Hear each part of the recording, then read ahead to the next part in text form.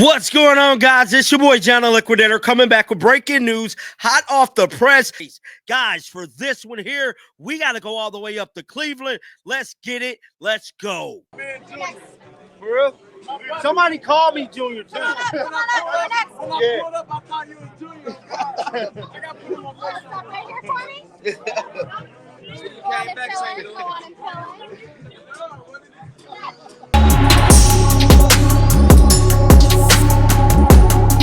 So Joe Flacco has broken his silence about his horrendous start. I don't care that he threw for 291 yards. Y'all can't erase those two damn interceptions. I don't care that the wide receiver couldn't catch the ball. I don't care nothing about none of that, bruh. He threw 2 picks. That's on his stat sheet for the day. And all of you haters could go on somewhere. Because I'm telling you right now, this experiment is going to be bad, and it looked real spooky. Could be that Joe Flacco is possibly just saying, this is just from my own observation, is possibly helping the Browns tank to get one of those 4 quarterbacks that I keep telling y'all about that's in college, that I'm still working on a video that's going to break the internet. But I'm telling you right now, Joe Flacco is in on a buffoonery, throwing them 2 picks. He's looking like a deer in the headlights and speaking to reporters. Joe Flacco, you is too grown and too old, too much experience to go out there and do what you did, dog. But with all that being said, let's check out what he had to say. Roll the footage.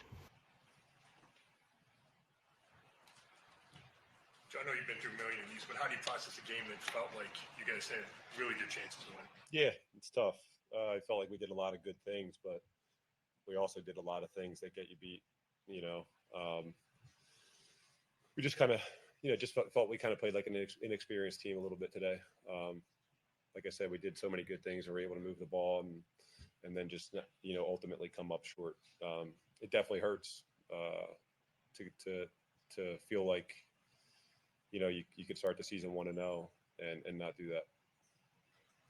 Can you talk about the fact that I know you really trust Jerry, I know you really trust Sed, and 9 times out of 10 they're going to make those plays, but listen, it's football. I'm wishing that I had the ball a little bit better, and I'm wishing I just threw it on his chest as opposed to doing what I did. And I think we're all looking at those plays and probably thinking about them and just like, we're going to have to go home tonight and try to fall asleep with those things on our, on our thoughts. And it's hard. When you lose football games, that's what happens. You're going to have plays where you look back on and think about, and, those guys, they played a really strong game for us today. Like I said, I think when you look at this film, you're going to see a lot of guys that did a lot of really good things. We just had some MAs that really, really bit us. How do you feel about just the overall offensive operation for the first game? Pretty good. I feel like we had a lot and I feel like we handled it for the most part. But at the same time, you could tell that we were young. I mean, there was times where we probably didn't have a ton of time on the play clock, and we were moving around a little bit. So yeah, we got to get used to being able to do some of those things and not let it, kind of slow us down that half a step or whatever it may be. But we did a lot of good things with that as well. I think they tried to throw a lot on our plate, and I ultimately think we did a decent job of handling it. But at the same time, you look at those few plays that got us. Joe, what did you see from Dylan in the past game, Dylan Sampson, and just the way that he was able to make plays over and over again? Yeah, I thought he looked really good. I mean, when you get him the ball in a little bit of space, the first guy wasn't making the tackle, and I think, the amount that actually keeps you on the field and keeps you on the field and keeps those chains moving, wears the defense out that extra little bit, make sure they're running to the ball. I think that was the key today for him, is just making that first guy miss, and I think he did that a lot. Joe, when you look, you're heading into Baltimore next week. How do you feel about the fact that obviously you're going back to Baltimore? It's going to be really emotional, but do you feel maybe a little bit better about this offense, knowing what you guys went out and did today? If you just eliminate those couple of mistakes, like maybe you guys can be better than people think. I think there's definitely, listen, I mean, you can't listen to the outside noise. We've been trying to build something, all off season. There's definitely things that we're going to be able to look at and build off of for sure and say, man, like, look how well we did that. We just can't let the things that were negative affect you. Like this league can be harsh when you don't win, and it can come down on you hard. But at the same time, it is week to week. You go out there and you play the way you know how to play the next week, then that last week is forgotten about, and you're feeling really good. You know, if we're in here, you know, if we're in the locker room in Baltimore at 4:25 next week and we won the game, you know, we're going to be feeling really damn good. So it's just that balance of like trying to take the confidence from the things that we did do well and the things that we didn't do well. You know, those things seem to stick around and kind of invade your mind a little bit easier than the good things. So it's a matter of just not letting that happen.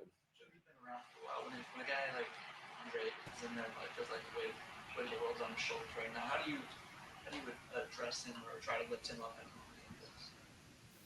Well, who would you say there? Yeah, hey. I think the problem is that you forget this is a team sport sometimes, you know, because there's such a spotlight on you because of certain points in the game and what happened. And what you got to remember is that we've all been in a situation where we've all made mistakes before that have been a big part of costing us a football game. You got to shake it. It's not just on you. It's a team sport. We're all going to be in there and rally together. Nobody wants to be in that situation and not come up for your team. But we've all been there and can understand not doing it. I think if you're able to kind of stupid looking, dumb as hell, looking drove as hell. Because you want to know why? Y'all lost the game. Oh, man, that's a tough loss there, man. Just 1 point. Oh, yeah, bro. I'm telling y'all right now, this is just the beginning of the downfall of the Cleveland Browns, bro. They are going to be the laughing stock, dog. Because Joe Flacco looked like he's 40-year-old Joe Flacco, bro. He don't look like he's Baltimore Ravens Super Bowl winning Joe Flacco. Hell no. Hell no. And that Joe Flacco y'all had in 23 season to the playoffs, oh, no, this ain't the same one. This ain't the same one. I mean, you're sticking a microwave, press start button ass quarterback ain't working. Get down in the comment section. Let me know y'all thoughts about this. Keep them bells on because I'm coming right back with another one. Oh, I'm on their ass. And until next time, shake the haters off. I'm out of here. Peace out.